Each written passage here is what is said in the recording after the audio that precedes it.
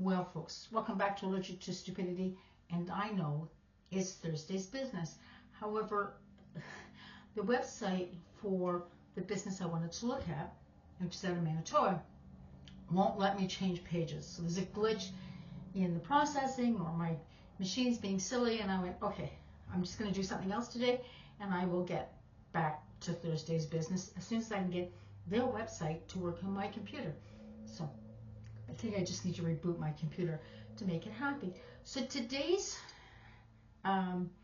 chit chat is all about the collapse has begun, and it's a gentleman and his wife who run a business called It'll Be Fun Retirement, and they help people figure out whether or not they can retire abroad.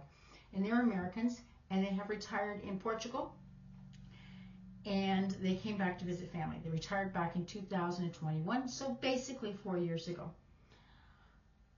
And they came back and they were in shock. Now, when you're 4 years away, you sometimes don't remember things as accurately as possible, and he sort of admits it in his video, and I will put the link to his video in the description so that you can go watch it yourself and get it really firsthand. I hope your coffee's warmer than my coffee.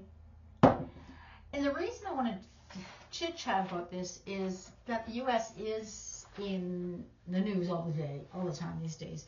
But this has been a collapse that, if you're being attentive, you could see it coming. And it's going to affect us worldwide because they are a very large economy. So as they collapse and things fall apart, or they're resetting, as Donald Trump likes to put it, it's a domino effect, and it affects us all. And with us being in Canada, we are right there. So as one of the old prime ministers, and I don't remember if it was Brian Mulroney or Stephen Harper, but one of them said, when you're the mouse living right next to the elephant, you have to be very careful and very attentive to how that elephant's rolling over. Which makes logical sense, right? It's like if you are living right next to Russia, you got to be a little careful about how Russia or China is doing their things. So as I go through his 12 things, I'm going to make some connections to us in Canada. And the first thing that really hit is the cost of living. He concedes that there is inflation worldwide. And he goes, we are on a budget. But let's be realistic. Anybody who wants to be wise with their money is on a budget some way, shape, or form. You just don't go out spending your money hilly-nilly and use it whichever way you want. You need to make sure that asset, your money, is properly distributed so that you're paying all your bills. But he said housing inflation is phenomenal in the U.S. when compared to that in Portugal. And now he went back to visit family in Ohio, Columbus, Ohio, I believe it is. And this is what he's talking about, is when he goes back and he looks at the inflation of things in where he's from, which is Ohio. The first one he came up with was the biggest thing. We need a roof overhead, and it was a housing development where they had reclaimed an old quarry, and it was advertised with boardwalks and park places and very appealing marketing to get you to go there and buy there and move in there. And he said, yeah, it looked really good. But the reality is it was all townhouses. And you weren't on waterfront. You weren't right next to it. You could access it. It was part of the whole development, but it wasn't the way the marketing was just describing it. And it's going that they're starting at $700,000 to $800,000 for these townhouses. He said they're just townhouses. And he said if you want a freestanding, and he described it, they're freestanding houses with basically no yard next to them. They were roughly $1.5 million. Well, I've made this comment before with other housing developers in the GTA. Who can afford that? Like the average Joe cannot afford that. My daughter makes $70,000 a year. If I was teaching full time, with the length of time I've been teaching, I would be making roughly $100,000 a year. And by myself, could not afford a mortgage for a house that size. And yet $100,000 is a good paycheck. So that was one of the things that he says, that was what really threw him in the face, like just This is unreal compared to A to B. And when it comes to housing, we've got the same problem here in Canada. The next one was transit, which again, we also have in Canada. Transit, because we are so spread out in North America, you're driving all the time. And he said it takes away from the quality of life. And people are tired of that. People don't want to spend all their time behind a wheel. He said, lovely hotel where he was staying, he said, but just to go for coffee, we had to get in the car. To go see our family, we had to get in the car. To go do some grocery shopping, we had to get in the car. And you're driving on 6-lane highways, 8-lane highways, and it's asphalt against asphalt against asphalt. He said, we're in Portugal, everything's within a walking distance. He said, maybe twice a week we'd get in a car to go someplace, but maybe. And I know when I was in England, everything was accessible by the train, by the bus. I would get in Corby, get on the train in Corby, and in an hour I was in downtown London, heading into Heathrow or wherever, or Gatwick, to pick up one of my kids if they were coming over for a visit. You know, everything was connected. Like, yes, it was a half an hour walk from my house to the train station, but I could have taken a bus. I just prefer to walk. So everything's more connected. Same thing in Europe. Everything is, when I've gone through Europe for airports, everything's easily connected without a problem. But if I had to go through the US, even at the same airport, if I'm changing terminals, I literally had to leave that terminal, enter the United States, and then go take a bus provided to get to the other terminal, and then go through immigration again at the next terminal. Where in Canada, if I land in Terminal 1 and I need to go to Terminal 3,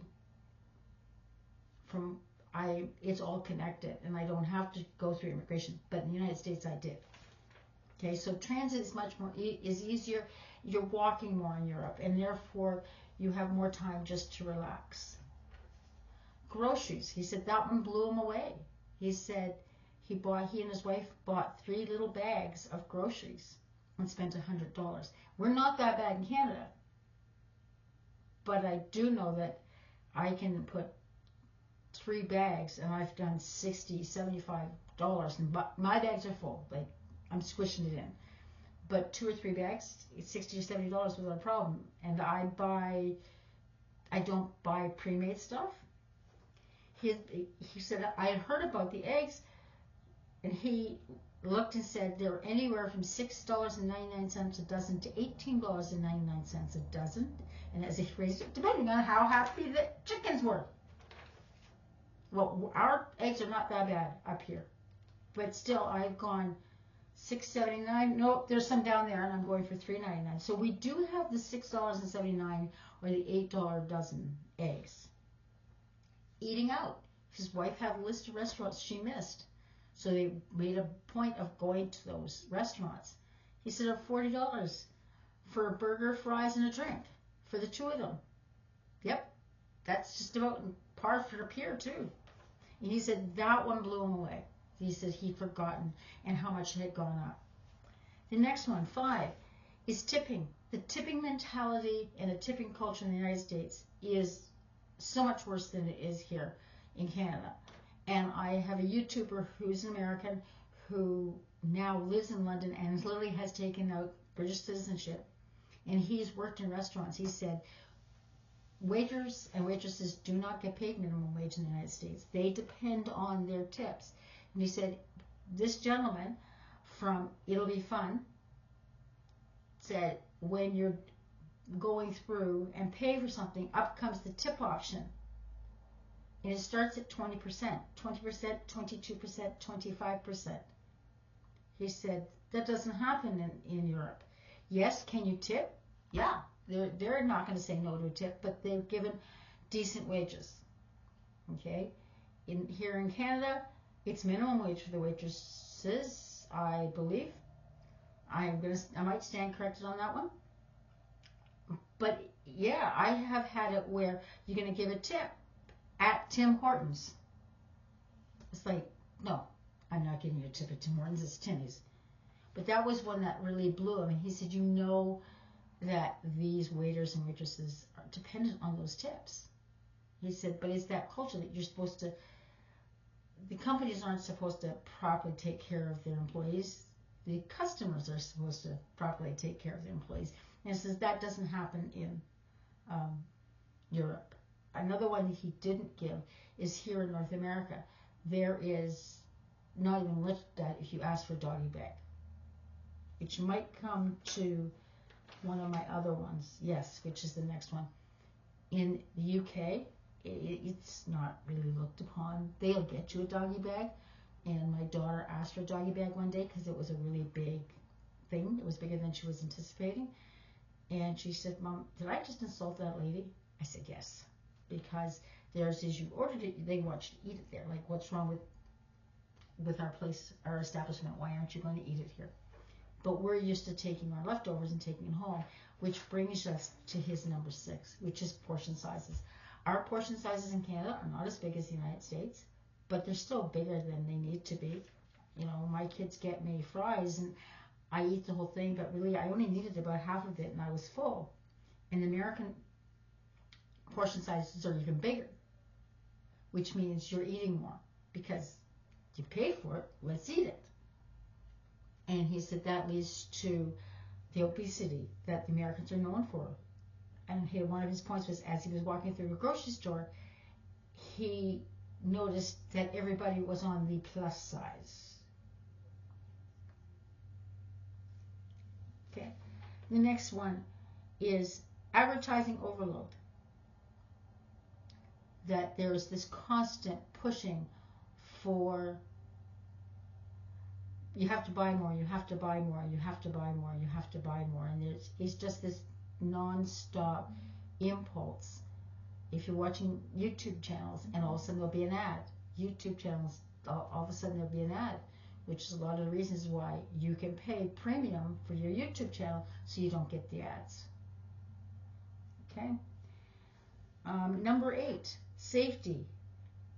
It's that gun mentality that you're always looking over your shoulder.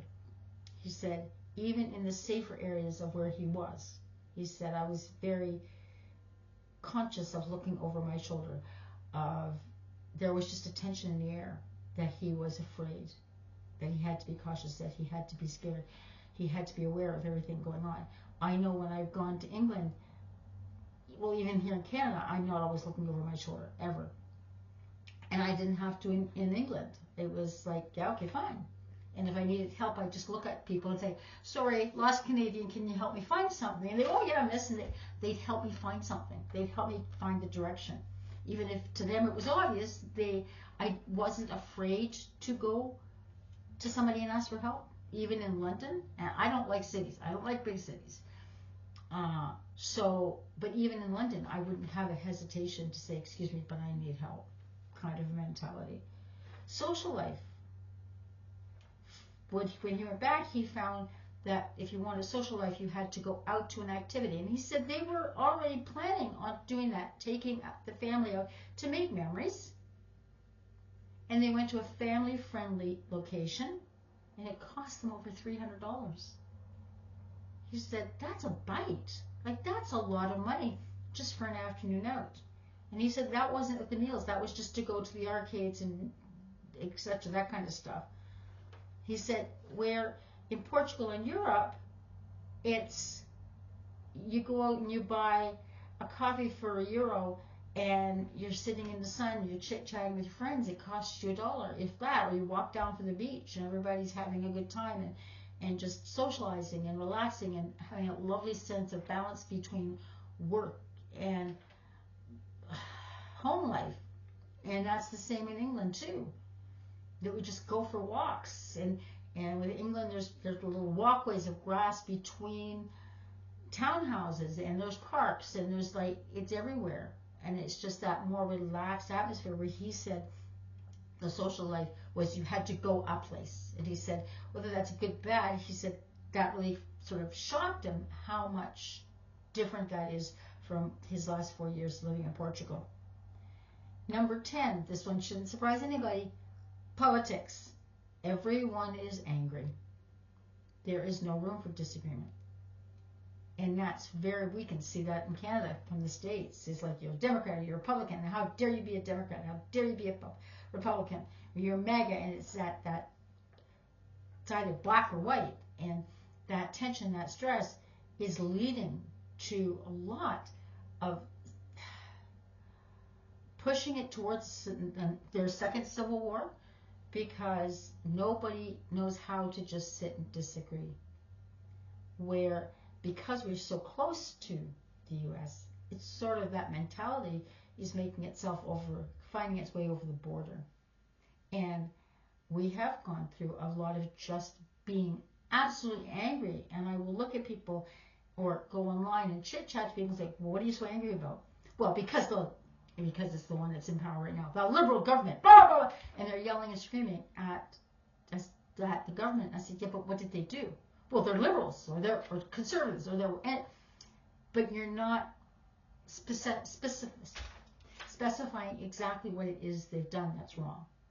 They're just angry because life around the world has gotten so much more difficult, and we've just gone through a pandemic, and we're in with all the tariffs and the financial crunch of 2008 and the housing bubble that's 2018. All these things has made people very uptight, and that fight or flight mode is in everybody, and we're very stressed, and we need to do a little mental health, to take a walk, do your things. Number one, remember, accept the fact, acknowledge the fact that these feelings are real. Try and figure out why you got those feelings. Number two, go do something physical. Number three, find a plan to help you deal with those things that are stressing you out. Okay? So politics, big time. And that one's even rearing its ugly head in the UK too. Okay, number 11, and this is a U.S. special, gun culture. How dare you take your guns away? Well, you know what? If you live in the far north of Canada, or you're a farmer, and you've got a rifle because you raise chickens and you got to take care of around here, the GTA area, the coyotes, I get it, 100%. But the U.S. has this thing about I have a right, and everybody has a gun. And how many times have we read horror stories where a man or a woman hears a noise in their house, they grab the gun and they shoot, not knowing who it is, and it turns out to be a loved one. There's a guy in Florida that he was in bed, he heard a noise, he grabbed the gun from beside his bed, walked out and blew it through the bathroom because he could hear the person in the bathroom without taking 5 minutes to realize that was his fiance. He killed his fiance because he thought was an intruder. And it's very nice to say guns don't kill, and you're right, guns don't kill, but when people have such easy access to the guns, as with the mentality in the US, then it makes it easier for people to have access to a thing that can kill. But how do you get rid of the gun culture in the United States? It's been inbred since 1776. Number 12, the endless sprawl, is that it just goes on forever and ever and ever. And if you think of and I can be a little more specific here because I don't know the U.S. that well, but Toronto's there, but Toronto has spread out east and west along Lake Ontario, down around to Hamilton, down to Niagara Falls, eastbound to Kingston, up to Vaughan, up to Lake Simcoe. Like it just keeps doing this and this and this, and putting in more and more highways so people can access it, and then we're just spreading and spreading. And the reasons, and so that gets to be overwhelming because the spread goes forever and ever, and you never can have a spot where there isn't. So there's always this input of marketing and people and all the rest of it. There isn't a relaxed time, and with that spread means we have to drive more, and it just becomes this vicious circle. So some of the reasons why he would say the collapse has begun is because we can't keep growing if we don't have a way to support it, and they can't either, but he's talking specifically about the U.S. The cost of living, people can't afford it. Like, So at what point do people start starving, if they aren't already starving, because they can't afford to eat, or they can't afford housing? So people living in their trailers are absolutely trailers are homeless, or living in the bush because they can't afford a house, or living in their vans. There's a nurse on the West Coast who literally lives in his van, and he's a nurse, so he's got the income of a professional. He says, I can't afford an apartment. He says, no.